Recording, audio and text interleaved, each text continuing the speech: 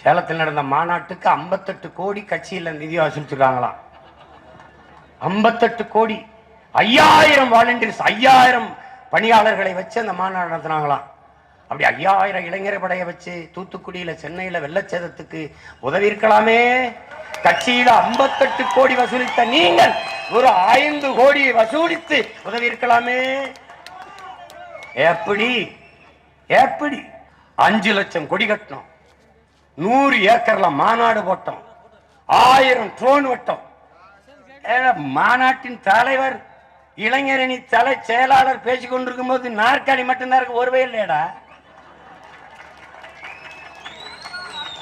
ஒரு நாள் சோறுட்டிக்கு இத்தனை ஆயிரம் மக்கள், ஒரு காசு இல்ல, குவார்டர் இல்ல, பிரியாணி இல்ல, இத்தனை ஆயிரம் உணர்வுள்ள மக்கள் கூடிதான் ஒரு நாள் சோறுட்டி.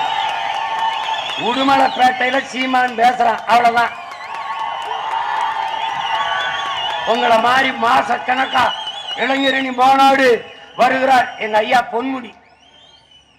திரளுங்கள் திரளுங்கள் தமிழர்களே திரளுங்கள், சேலத்திலே மாநாடு. அவருக்கு வந்த நிலைமை கூவி கூவி கூப்பிட்டீங்க, ஒருவே இல்லை. தம்பி பேசிக்கிட்டு இருக்காரு உதயநிதி ஸ்டாலின், இங்க 3 சீட்டு விளையாடிக்கிறீங்க. அங்க அண்டால பிரியாணி அள்ளிக்கிட்டு ஓடிக்கிட்டு இருக்கீங்க. அந்த சமயக்காரன் எங்க உப்பு பாக்கெட்டை தூக்கிட்டு எண்ணெய் தூக்கிட்டு எங்க அப்படியே கறி எடுத்து அப்படியே போயிட்டாங்க. நாங்களும் கட்சிக்காரங்க இது நல்லா இருக்காங்க. ஏய், இங்கிட்டு கேட்காதப்பா, மேடையில பேசிட்டு பார்த்தா அங்கிட்டு கேளுப்பா. என் பிள்ளைக்கு பணம் கட்ட முடியலன்னு ஒருத்தன் ஒரு உண்டியில ஏந்திக்கிட்டு வாசல மாநாட்டு வெளியில வர்றவங்க கிட்ட கையேந்திக்கிட்டு 58 கோடியை வசூலிச்ச பிக்காடி, அதுல 500 ரூபாய் போடா பரதீஷ். அவன் படிக்க முடியல, பிள்ளைய படிக்க வைக்க முடியலன்னு மாநாட்டு வாசல்ல கையேந்தி நிக்கிறான்.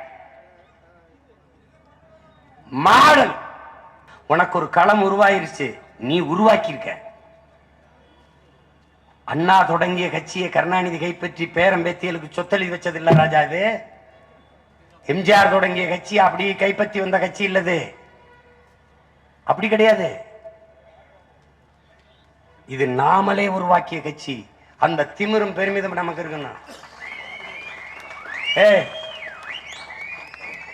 இந்த சொல்லுவாங்க சுயம்பு லிங்கம்னு, அப்படி வந்த சுயம்பு லிங்க. நாங்க இந்த விதையை எவனும் உண்டல.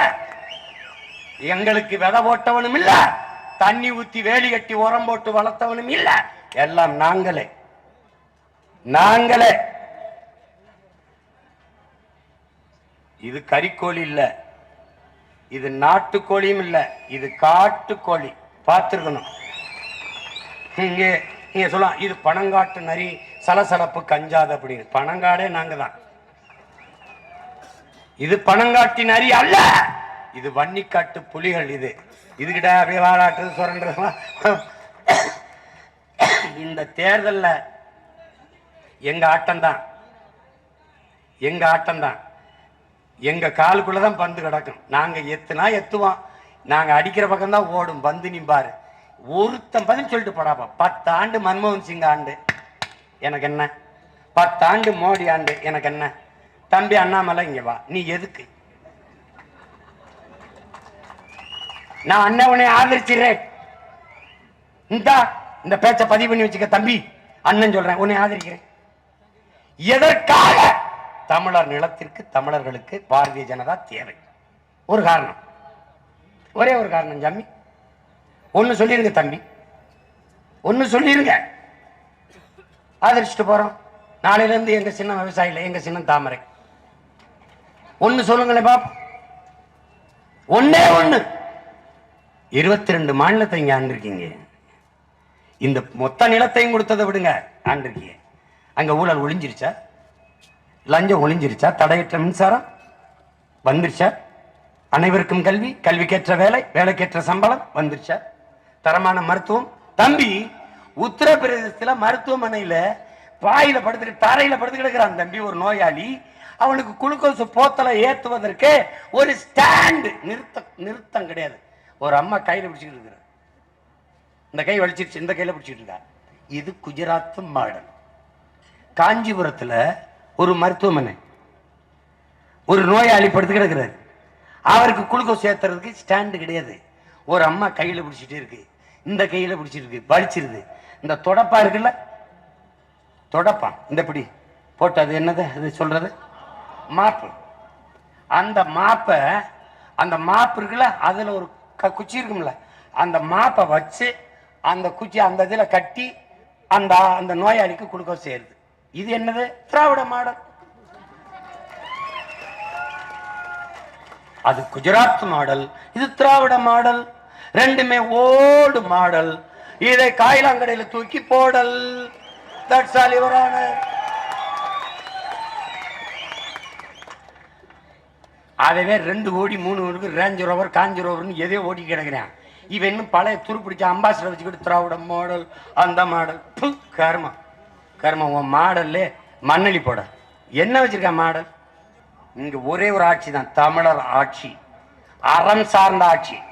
எங்கள் திருநாட்டில் எங்கள் நல்ல ஆட்சியே பொங்கிடுக வாய்மை பொழிந்திடுக என்றே நீ செங்கதிர் சீர்க்கையால் பொன்னல்லி பூசிய கங்குல் நிகழ்த்த கருங்குயிலே கூவாயங்கிறான். செந்தமிழை செந்தமிழ் நாட்டை சிறமிக்க நந்தமிழர் உள்ளத்தில் வையம் நடுங்கும் வந்தலர் ஒன்று விரைந்து வளர்ந்தது என்று குந்தி குரல் எடுத்து கூவாய கருங்குயிலுங்கிறான். கை விரித்து வந்த கயவர் நம்மிடை பொய் விரித்து நம் புலங்கள் மறைத்து தமிழுக்கு விளங்கிட்டு தாயகம் பற்றி நமக்குள்ள உரிமை தமக்கன்பாரனில் எப்படி சொல்றான் பாருடே. தமிழுக்கு விளங்கிட்டுட்டான், தாயகத்தை பற்றிட்டான், நமக்குள்ள உரிமை அவனுக்குங்கிறான். அப்படிதான் வழி வழி அந்த மரத்தனம் எங்கே மொழிப்பற்றெங்கே விழிப்புற்று எழுங்கிறான். எவனுமே நம்ம முன்னோர்கள் தண்ணி ஊத்தி எழுப்பல ராஜா, வெந்நீர் ஊத்தி எழுப்பிக்கிட்டு இருக்கான். இதுக்கு மேல எந்திரிக்கலன்னு வச்சுக்க, உடனே அப்படியே அடக்கம் பண்ணிட்டு போயிட்டே இருக்க வேண்டியதான்.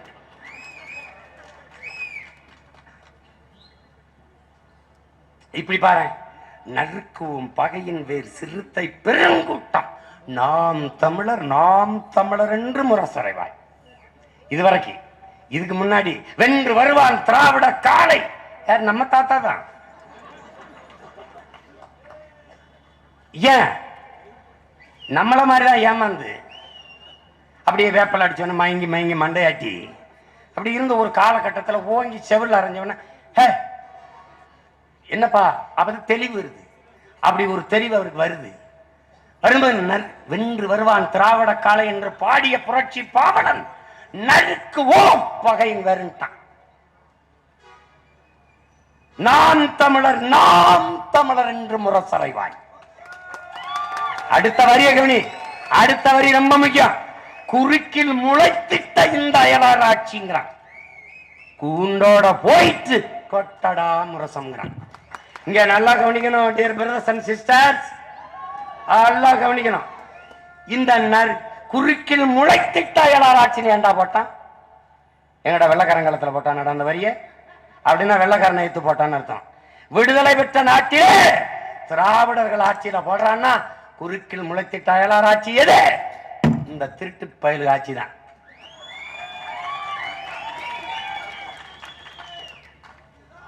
நீ உன்னை என்ன செஞ்சு சரி செய்ய முடியும்? உதயநிதிட்ட கொடுப்ப, இன்பது நீதிக்கிட்டையும் கொடுப்ப நாட்டை. உனக்கு துன்ப நீதியை தவிர எதுவும் இருக்காது. உன்னை என்ன செய்யறதுன்னு தெரியல. நான் பல முகமுடி இந்தியன் கிழிச்சு போட்டாச்சு, திராவிடன், அடுத்து தேவரு நாடாரு கோனாரு செட்டியாரு பிள்ளை முதலி கிழிச்சு போட்டாச்சு. அதுக்கப்புறம் சாதி போயிடுச்சு, அப்புறம் மதம் இந்து இஸ்லாமு கிறிஸ்து. இவனை என்ன பண்ணி கழுவுறதுன்னு தெரியல. லைபாய் போட்டாச்சு, சிந்தால் போட்டாச்சு, லக்ஸ் போட்டாச்சு, ஹமாம் போட்டாச்சு, மெடிமிக்ஸ் போட்டாச்சு, செங்கலை வச்சு தச்சாச்சு. ஒன்னும் சரி வரல. ஆமா, பச்சை மட்டை வச்சுதான் வெளுக்கணும். ஒரு தம்பி இப்ராஹிமா ஏதோ ஒரு தம்பி நினைக்கிறேன், எங்க அண்ணனை அனுப்புங்க, ஒரு பச்சை மட்டையை கொடுத்து அனுப்புங்க சட்டசபைக்குள்ள. எனக்கு தெரியாது பச்சை மட்டைலாம் என்னன்னு தெரியாது. எனக்கு நாட்டில் இருக்கும்போது என் தம்பி பேசுவாங்க, அண்ணே இவனுக்கெல்லாம் சரி வட்ட மாட்டேன், இவனுக்கெல்லாம் பச்சை மட்டை வைத்தியம் தானே சரியா வரும். அப்போ எனக்கு ஒன்றும் இது என்னது பச்சை மட்டை வைத்தியம் 2-3 தடவை சொல்லும்போது நான் பொருள்படுத்தலை. பேச்சுவாக்கில் தம்பி வந்து டேய் என்ன இவெல்லாம் ரொம்ப சரி கிடையாது, இவெல்லாம் பச்சை மட்டை வைத்தியம் தானே சரியா வரும்னு என்னமோ சொல்லாமல் இருக்கு. நம்ம ஊர்ல எனக்கெல்லாம் கபடியில் கை விழுந்து மட்டையை செதுக்கி இப்படி கட்டி முட்டை பத்தை போட்டு இப்படி எண்ணெயை போட்டு விட்டுருவாங்க. அந்த மாதிரி ஒரு வைத்தியம் இருக்குன்னு நினைச்சேன்.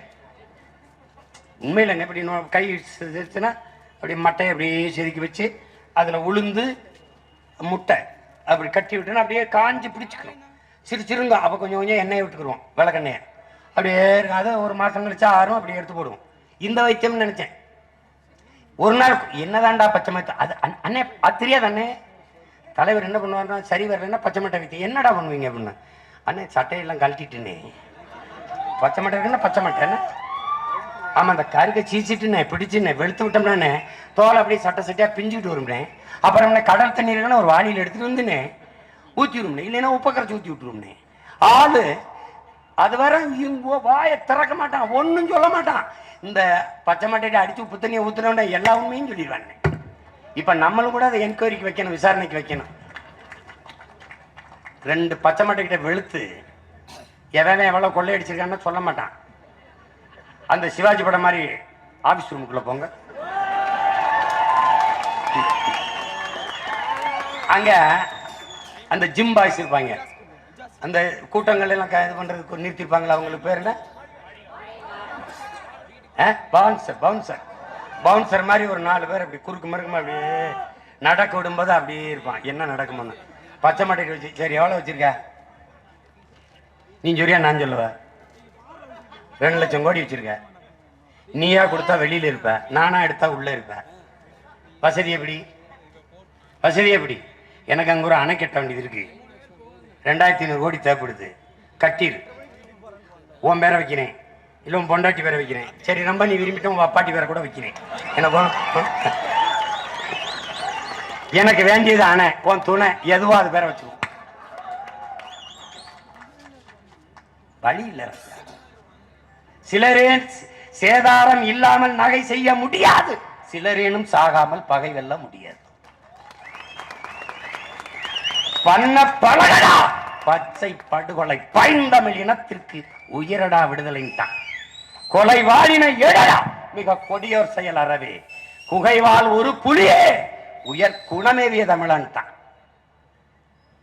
ஆடா அடிக்கு அடிக்கு அடி வாங்கி ஓடி ஓடி ஓடி பயப்படாத. விமர்சனங்கள் அதெல்லாம் விடு. தோப்புல நேரா நிக்கிற மரத்தை தாண்டா முதல்ல விட்டுவான். நம்ம நேரா நிக்கிற நேர்மையா நிக்கிறோம், நம்மளை தாண்டா விமர்சிப்பான். போடா மாசத்தும் சொல்றான்ல, டே எதிரி உன்னைய புகழ்ந்துட்டான்னா நீ நீ இதை தவறு பண்றாடா ஜாக்கிரதையா இருந்தான். எதிரி உன்னை விமர்சிச்சுக்கிட்டு இருந்தா நீ சரியா செஞ்சுக்கிட்டு இருக்கடா, வேலை சரியா இருக்கு, வேமா போடா வேமா போடாங்கிறான். அவன் முன்னத்தியர்கள் நிறைய இருக்கான்ல, ஃபிடல் சொல்றான்ல, ஃபிடல் காஸ்ட்ரோ. டேய் நீ போற பாதையில உனக்கு எந்த இடையூறு இல்லையாடா, டேய் நீ போக வேண்டிய பாதை இல்லடா, வேற எவன போன பாதை, திரும்பி வாடா திரும்பி வாடா. நீ போற பாதையில உனக்கு இடையூறு இருக்கணும், உனக்கு இடையூறு இருக்கணும், விமர்சனம் இருக்கணும், சிக்கல் இருக்கணும், ஏச்சு இருக்கணும், பேச்சு இருக்கணும். அப்பதான்டா நீ சரியான பாதையில் போற போடாங்கிற. இதனால இதுக்கெல்லாம் கவலைப்படாது.